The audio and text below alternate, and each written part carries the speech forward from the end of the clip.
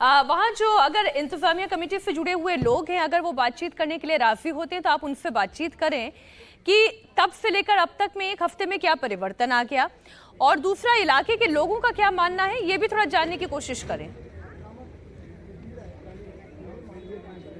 देखिए, ट्रस्ट के लोगों का कहना है कि चूंकि अवैध निर्माण हुआ था, इस बात को हम खुद एडमिट करते हैं, और चूंकि धारावी जो है यहाँ पर रीडेवलपमेंट के सारे अधिकार जो है वो एक दूसरी बॉडी को है, और यहाँ पर बीएमसी आमतौर पे परमिशन नहीं देती है। यही वजह है कि वो उन्हें मजबूरन, चूंकि धारावी में ज़्यादातर जितने भी स्ट्रक्चर है वो अवैध रूप से निर्माण हुआ और सालों से वो बने रहे हैं। तो जब यहाँ पर इस मस्जिद में अवैध निर्माण हो रहा था तो ट्रस्ट के उस समय लोगों को लगा कि इस निर्माण को भी कुछ कार्रवाई नहीं की जाएगी, लेकिन प्रशासन ने काफ़ी सख्त रवैया अपनाया, जिसके बाद उन्हें मजबूरन अब इस हिस्से को तोड़ा जा रहा है।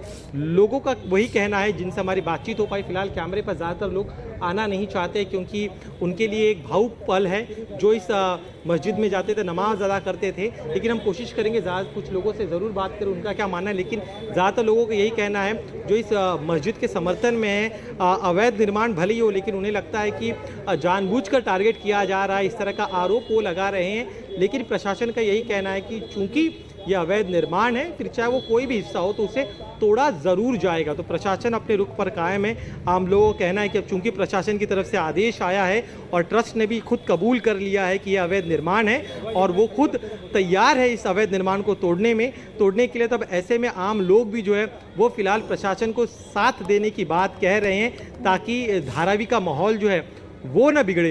ट्रस्ट के दूसरे सदस्यों से हमारी बातचीत हुई तो उनका यही कहना था कि बाकायदा इस तोड़क कार्रवाई के पहले उनकी एक बैठक हुई। इस बैठक में तय किया गया कि अगर इस तोड़क कार्रवाई को ज़्यादा दिनों तक टाला गया तो सरकार जो है वो अपनी तरफ से आएगी और वो एक्शन कर सकती है। और चूंकि उन्होंने खुद पर्सनली लिख कर दिया था कि हम अपनी तरफ से जो है इस तोड़क कार्रवाई को पूरा करेंगे, ऐसे में अपनी बात को भी जो है उन्हें पालन करना था और इसीलिए उन्होंने अब जो है 5 दिन बाद ही सही लेकिन तोड़क कार्रवाई जो है खुद से करना शुरू कर दिया है।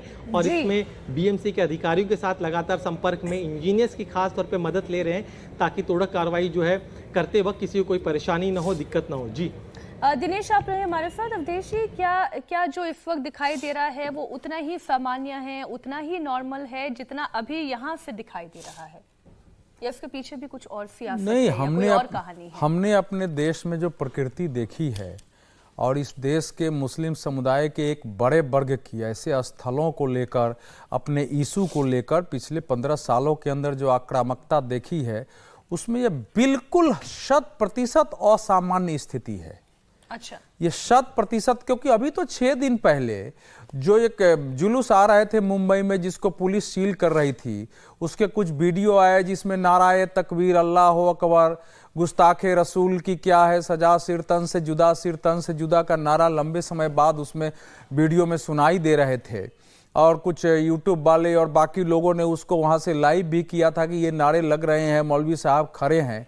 और अभी आपने देखा है कि लेबनान की घटना को लेकर के महाराष्ट्र में क्या स्थिति बनी है, उसमें अगर बिल्कुल शांति है वहाँ तोड़ने आने पड़ते सामान्य घटना, इसको माना ही नहीं जा सकता है कि जो मसाजिद कमेटी 2 साल से सुनने को तैयार नहीं थी कि ये अवैध है, जो पिछले दिनों विरोध करके वापस करा दिया कह के, और वो अगर मान रहे तो इसका या तो फिर बड़ा ऑपरेशन हुआ है 2 दिन, 3 दिन, 4 दिन के अंदर ऐसी स्थिति पैदा की गई है, 50 लोगों के घर अवैध रहे हो, कहा गया हो कि भाई नहीं करोगे तो सबका गिरा देंगे, अंदर डाल देंगे। कुछ ऐसे ऑपरेशन बहुत बड़ा हुआ है तात्कालिक रूप से, तभी यह है। वैसे हमको अभी प्रतीक्षा करनी पड़ेगी कि क्या वाकई इतने शांतिपूर्ण ढंग से और ये पूरा जो है ध्वस्त हो जाएगा। क्योंकि हमने तो हिमाचल प्रदेश में देखा था कि उस ट्रस्ट ने कहा था कि हम जो है 5 दिन में या 3 दिन बोला था कि हम गिरा देंगे, वहां तो अभी वैसा ही है। संजौली में कुछ भी नहीं हुआ, सारे विरोध चल रहे हैं। और इस प्रकार से अनेक जगह ये अवैध निर्माण के बारे में ये लिख के दिया जाता है, कहा जाता है, लेकिन वो जानते हैं कि इस बीच हम मैनेज कर लेंगे और वो होता नहीं है। तो मेरी जानकारी में तो ये ऐसी 25 साल के मस्जिद की पहली ही घटना हो रही है। तो क्या भारत बदल गया है? जो हम लोग कल रात तक जो दृश्य देख रहे थे, आप महाराष्ट्र के हैं, वो बिल्कुल ऐसा देश में ऐसा राज्य आ गया है कि इतनी शांतिपूर्ण ढंग से काम हो रहा है।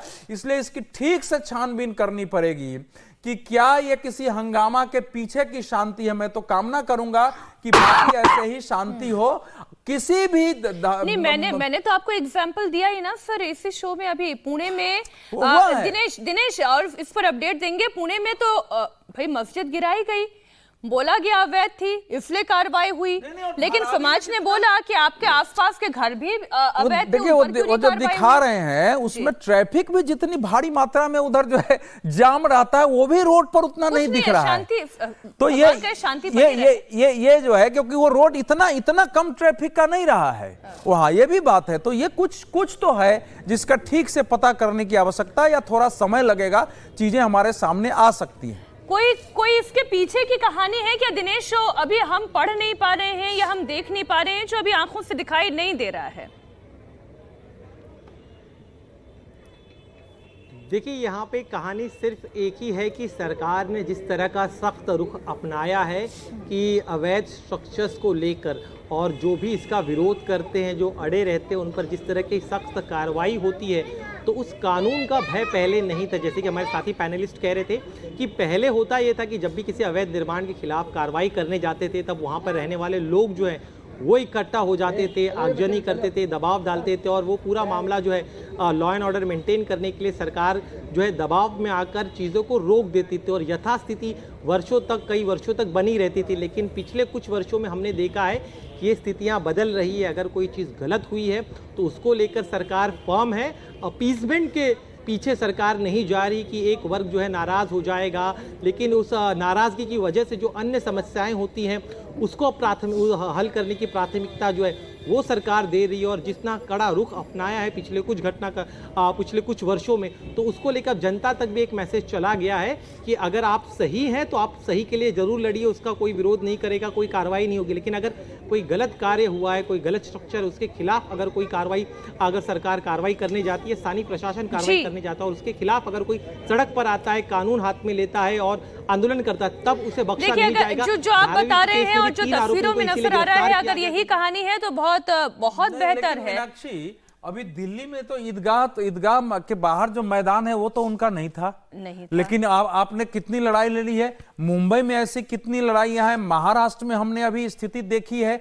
तो इसीलिए अच्छा वो जहां खड़े हैं वहां की सब दुकानें बंद दिख रही हैं 1-1:30 बजे के आसपास।